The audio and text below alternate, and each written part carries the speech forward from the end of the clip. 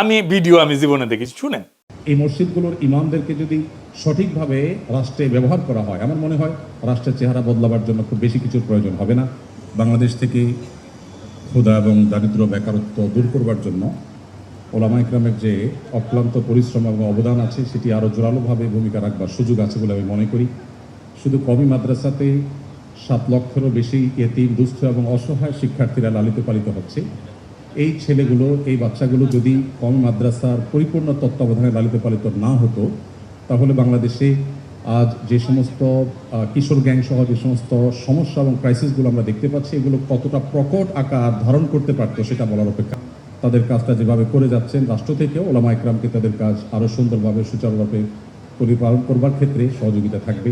দোয়া করি আল্লাহ তাআলা আমাদের এই প্রিয় দেশটাকে বিশ্বের মানচিত্রে মাথা উঁচু করে দাঁড়াবার তৌফিক দান করুন।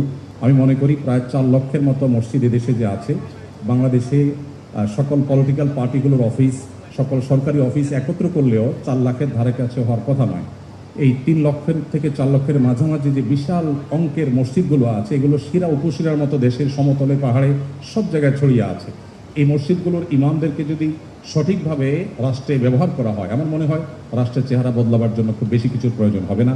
দোয়া করি আবারও আল্লাহ রাষ্ট্রকে বিশ্বের মানচিত্রে মাথা উঁচু করে দাঁড়াবার তৌফিক দান করুন। ধন্যবাদ সবাইকে।